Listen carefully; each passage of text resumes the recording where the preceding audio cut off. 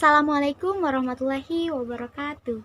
Perkenalkan, nama saya Fathia Hafifah. Di sini kita akan sama-sama membahas mengenai layanan konseling kelompok. Nah, pertama kita akan membahas mengenai pengertian konseling kelompok. Konseling kelompok sendiri merupakan layanan konseling perorangan yang dilaksanakan secara berkelompok dengan memanfaatkan dinamika kelompok yang bertujuan untuk melakukan pengentasan masalah terhadap diri klien yang memiliki persamaan masalah di dalamnya.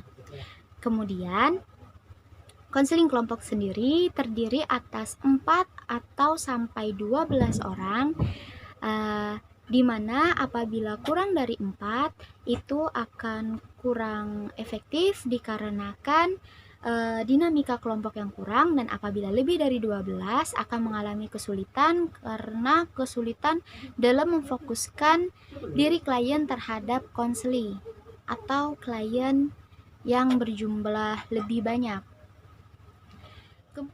Tujuan dari konseling kelompok sendiri yaitu memandirikan siswa serta mengoptimalkan kemampuan sosialisasinya, terutama kemampuan dalam bersosialisasi. Kemudian tujuan dari konseling kelompok yaitu untuk meningkatkan kemampuan sosialisasi siswa, terkhusus di dalam konseling kelompok ada beberapa aturan yang diberlakukan atau dapat kita sebut dengan beberapa asas-asas yang diperuntukkan demi keberhasilan dan juga keefektifan daripada kegiatan konseling sendiri. Nah, di sini yang pertama ada asas kerahasiaan, yaitu ini merupakan salah satu asas yang penting dibentuk dan diwujudkan di dalam konseling kelompok. Karena di dalam konseling kelompok segala sesuatu yang bersifat verbal maupun non-verbal, ucapan maupun tindakan yang ada di dalam kegiatan merupakan sebuah kerahasiaan yang terjalin antara konselor dan konseli yang dianggap setiap anggotanya dapat menjaga hal tersebut dengan baik. Kemudian berikutnya ada asas kesukarelaan. Jadi di sini kegiatan atau tindakan konseling kelompok tidak serta-merta atas paksaan atau dorongan dari pihak manapun, melainkan merupakan kehendak atau kemauan dari si konseli sendiri untuk mengikuti atau melaksanakan kegiatan konseling kelompok tersebut. Kemudian yang ketiga ada asas keterbukaan. Dalam melaksanakan kegiatan konseling kelompok sangat penting untuk melakukan keterbukaan. Hal ini ditujukan agar di dalam pelaksanaan dapat lebih mudah untuk mengangkat permasalahan dan juga mencari solusi yang terbaik atas apa yang dihadapi atau dirasakan oleh konseli. Dengan adanya keterbukaan baik itu pihak para klien maupun dari pihak konselor akan mempermudah dan memperlancar jalannya pengonselingan. Kemudian yang berikutnya ada asas kegiatan. Nah, konseling sendiri tidak akan berjalan secara baik apabila apa-apa yang disampaikan maupun didiskusikan di dalam konseling tidak dijalankan oleh para klien.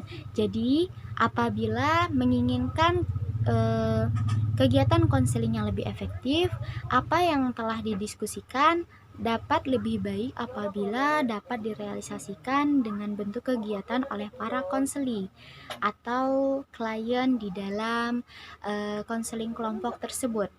Kemudian yang berikutnya yaitu asas kenormatifan, di mana para klien atau konseli yang ikut terlibat di dalam proses kegiatan konseling kelompok harus saling menghargai satu sama lain.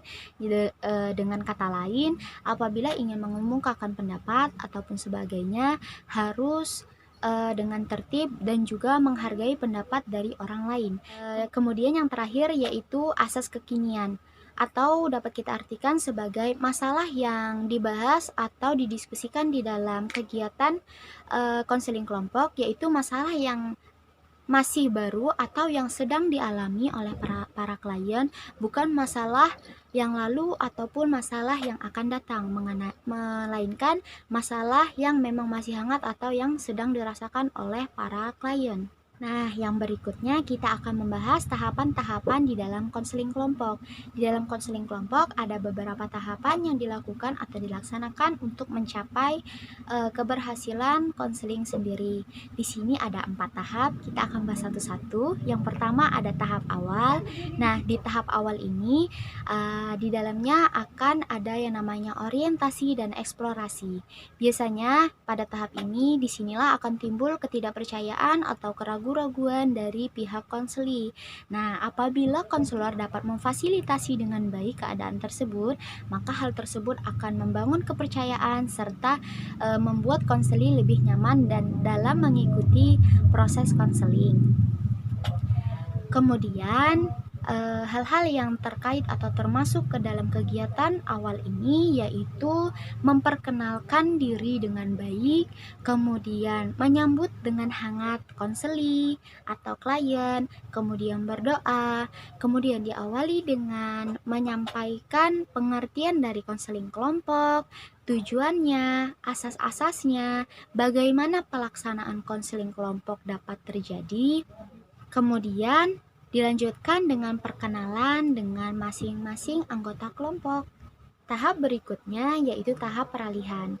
Nah, tujuan dari tahap peralihan sendiri yaitu untuk membangun iklim saling percaya antara konselor dengan konseli. Konselor di sini dapat membantu mengurangi atau menghilangkan rasa takut dari para peserta dari tahap yang pertama tadi. Nah, langkah-langkah yang termasuk dalam tahapan kedua ini yaitu menyampaikan kembali hal-hal yang akan dilaksanakan dalam konseling, kemudian tanya jawab dengan konseli mengenai kesiapan diri mereka untuk melaksanakan kegiatan lebih lanjut, kemudian konselor menyadari apabila ada keseluruhan atau sebagian dari peserta yang dirasa belum siap untuk mengikuti kegiatan selanjutnya, kemudian memberikan contoh dari pribadi untuk permasalahan yang akan dibahas, yang akan disampaikan kepada konseli. Tahap berikutnya atau tahap yang ketiga yaitu tahap kegiatan. Pada tahap ini, konselor akan menggali lebih dalam mengenai permasalahan yang dihadapi oleh para peserta dan juga mencari pengentasan masalah yang efektif untuk berkembangnya lebih baik kemampuan dari para peserta.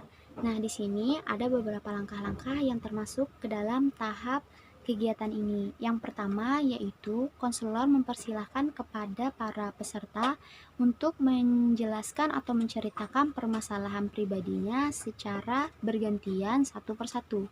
Kemudian yang kedua, memilih atau menetapkan permasalahan yang ingin dibahas terlebih dahulu, menuntaskan permasalahan yang telah dipilih, kemudian peralihan, dan yang selanjutnya menegaskan komitmen terhadap diri konseli mengenai permasalahan yang sudah dibahas agar terjadi pengentasan terhadap masalah yang dialami konseli.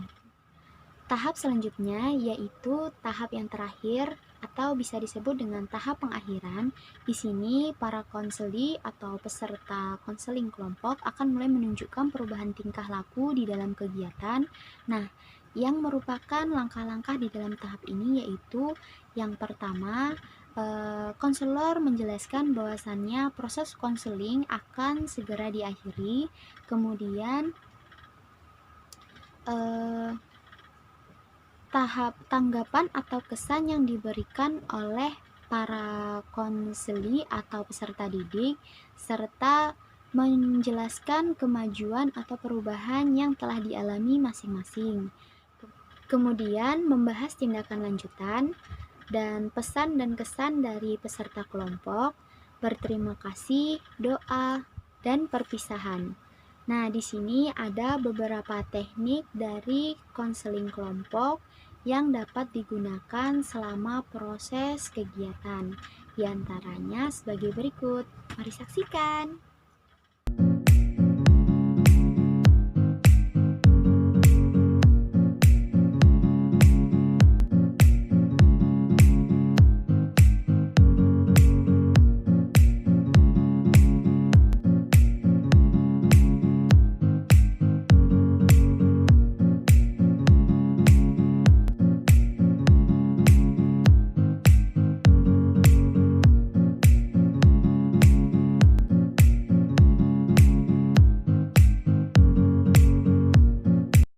itu tadi pembahasan kita bersama-sama mengenai kegiatan konseling kelompok. Semoga apa yang kita bahas secara bersama-sama tadi dapat bermanfaat. Salah kurang saya mohon maaf, saya akhiri. Wabillahi taufiq wal hidayah. Wassalamualaikum warahmatullahi wabarakatuh.